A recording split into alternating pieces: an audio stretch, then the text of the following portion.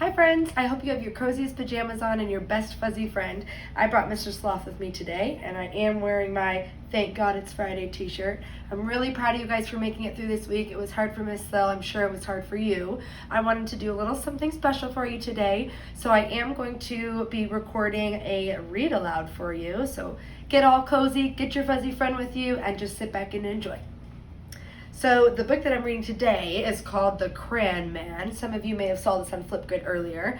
It's The Crayon Man, the true story of the invention of Crayola crayons.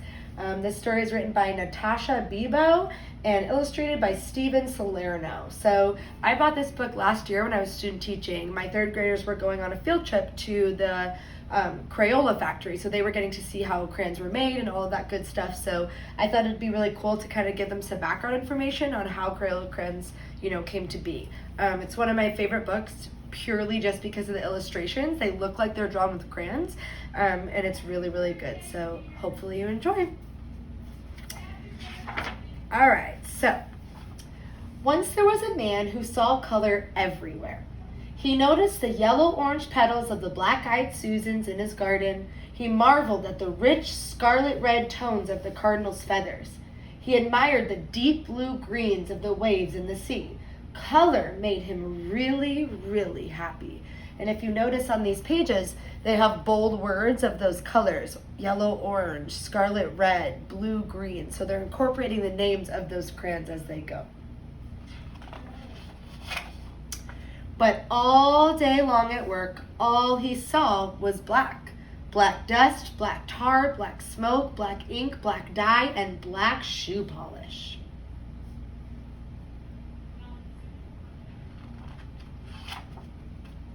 His name was Edwin Binney, and he was an inventor. He worked with his cousin C. Harold Smith. Together they were Binney and Smith. Harold was a great salesman. He loved to travel the world. Edwin was curious. He had a knack for listening and making what people needed.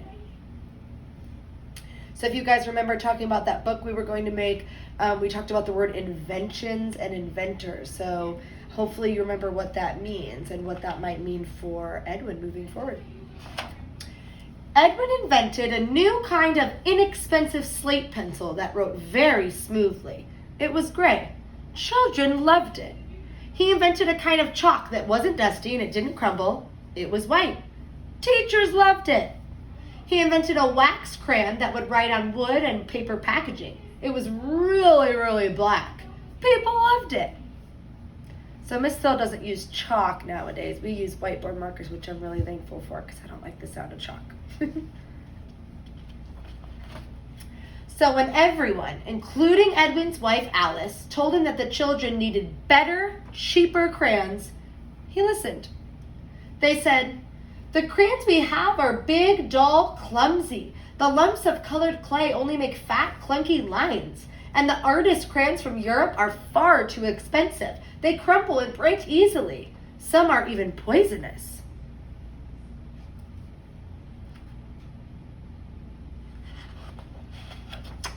Edwin thought about his company's inventions. When you draw a picture with their gray slate pencil, it rubbed off at the drop of a hat. When you drew a picture with their white chalk, it smudged everywhere. If you drew a picture with Edwin's new, really black crayon, it was, well, really black. None of these inventions were any good for drawing in color. So imagine if every time Miss Thill had you draw a picture or you got to draw, you had nothing but black, white, and gray. And it was real messy. This is one of my favorite pictures. I love the light bulb. So Edwin listened and Edwin invented in a small stone mill in Pennsylvania in a top secret lab. Edwin's team experimented. How can they make better, stronger crayons? Melted paraffin wax? Perhaps. All these experiments going on. Now for the crayon colors. Grinding up rocks and minerals into fine powders. Mixing, slate for gray, earth for yellow, red and brown? Perhaps. Oh yes, and lapis for blue. Pounding, sifting, and heating the colored powders. Would they be bright enough? Edwin's team kept on trying. They kept on experimenting. So it sounds like they're trying different things. Maybe things aren't working for them, but they keep experimenting to try what would be the best thing. This is also my favorite picture. They came home covered in color. This is what some of you look like when you go home to your families at the end of the day. They experimented some more and discovered a pinch of this pigment, a sploosh of that one, a little hotter, a little cooler, and voila, lots of different shades. Now there were greens, oranges, violets, and pinks too. Edwin came home covered in every color.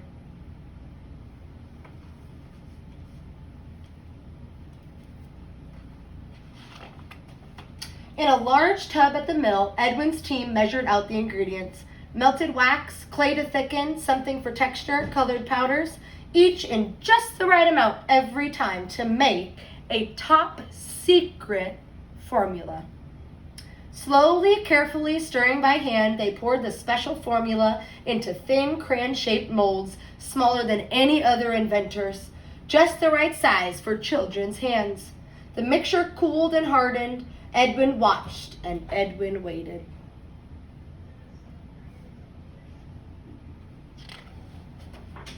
Finally, one summer evening in June of 1903, Edwin came home covered in color and announced that he'd invented a new kind of colored crayon.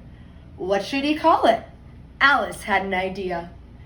She said, let's mix the French word cray for stick of chalk and the word ola from the word oleaginous, meaning oily, like the oily texture of the crayon, to invent a new word, Crayola. Edwin listened. So crayons are made out of wax, and so that's why they're using that word that means wax and then that word that means color. Binney and Smith shipped out the first Crayola crayon boxes, red, orange, yellow, blue, green, violet, brown, and black. 8 colored crayons for only a nickel, so 5 cents. Edwin waited. Would children like them?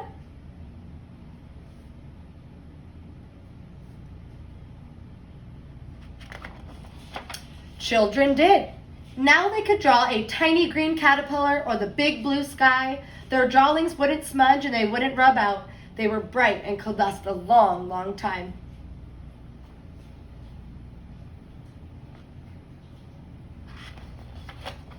Excitement over the new colorful invention spread like wildfire. Admirers from far and wide flocked to marvel at Binney and Smith's inventions at the St. Louis World Fair. The company's dustless chalk even won a gold medal. Proudly, Edwin and Harold showed it off, especially of their new Crayola crayon boxes. My kids were really excited when I read them this last year because St. Louis is really, really close to where we were, so they thought that was really cool. I'll show you. So this is what our Crayola boxes look like nowadays. You can kind of compare it there. But remember, they only had maybe 9 colors, I think it said. And we have lots more now. Every day, Edwin brought colorful bouquets from his garden to inspire the Crayola team. They made crayons in even more different shades and later asked children to help name some of them.